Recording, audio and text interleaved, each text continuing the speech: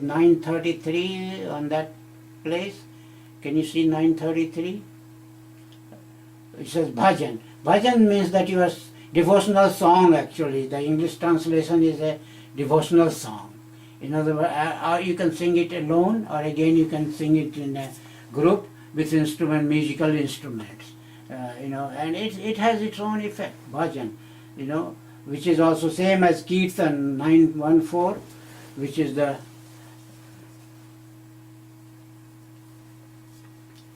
okay. So bhajan is 933, which is the congregational chanting. And then the third one is the mental chanting. We call japa, J-A-P-A, japa, or in Hindi we call jap, or we also pronounce as japa. Japa means that you are remembering the God's name, like Hare Krishna or Hare Rama or Krishna or Rama or Christ, whosoever you believe in, mentally. You are closing your eyes and mentally, you are not opening your mouth. You are mentally chanting. This mental chanting is called japa. So that's one part. And then the other one is now worship, you see. And most people is that top 1846, right there, yeah. 1846 and 1323 is the puja. Puja we call in English. In English we call it worship. That's the worship of a deity. In other words, you have to sit in front of a picture of deity and you offer them flower. You are worshipping him with the flower, fruit, incense, whatever. This is very common form of worship in our temples. We offer them fruits, flowers, vegetables, you offer everything, incense to the deity, and of course you are remembering him and you are chanting his name. So that's what we call worship or puja, and it's given in two verses in the Gita, 1846 and 1325. And worship is very common form of bhakti really. Like my wife does this puja every morning and evening. Some people do it 3 times a day, some people do 2 times a day, some people do once a day. So this is, puja is very common. That's why I put it right on the top of this thing. See, we have started with Shraddha or Satsang right in the beginning, because you have to have faith to start bhakti. If you have no faith, then you wait till you have faith, or faith actually develops, due to your good karma of the past life, you will develop faith in spirituality. And everybody doesn't have faith. Somebody doesn't believe in God.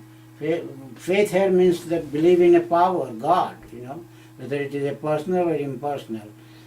So you start with Shraddha and Satsang, like discussing things, and then you go to the, you can do the meditation, you can do chanting, you can think about it, you can do a mental offering of everything to God, or you can have congregational chanting, or you can do meditation, japa on a bead. Japa you can do with a bead also. We have 108, maybe we call mala or beads. I think the Christian religion also have, you have seen your church people, they have beads, and the rosary they call it in English. So you can do japa in the rosary. But in puja, right on the top over there, you have to have a deity. So puja, and the last thing I have put is dan, or giving charity. You see, because if you can't do anything, if you don't have time, you are very busy, if you don't have time, you are very big businessman or you're a student or something, then you can devote give money to some charitable cause.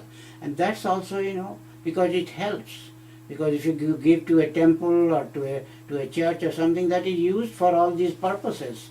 They have all these worship services there, they have meditation there, they have discourses there, they have lectures there.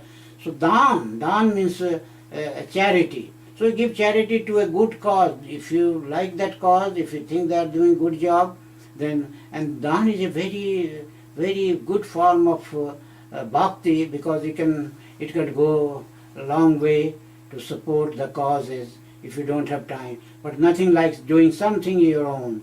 But dan means that you have earned this money and you are using it. So that's also a very good thing. So I have discussed 9 steps to bhakti. We call Navadha Bhakti, 9 steps, and you can read them in the Gita. Verse numbers are given in the picture. You can see it. I don't know how clearly you can see it, but maybe you can focus it a little bit better. Yes, and we could say that this is the salvation nirvana, Yeah, and this is the bhakti. Yeah, bhakti, and then this is the red one is the gyan, the knowledge, and the green one is karma. Green one down goes like that.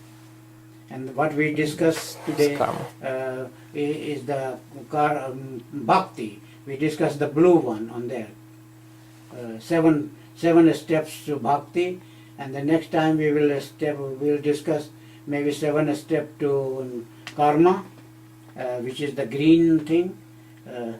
And we end this now. And if you have any question, we have satsang there, which means the question and answer. And we have a radio where you can listen to the bhajans, congregational chanting with music. They are all free on the internet. You can enjoy it. And thank you very much. Till we see you again. Thank you very much, Dr. Prasad. We will be back probably next week with more videos. And thank you. Bye.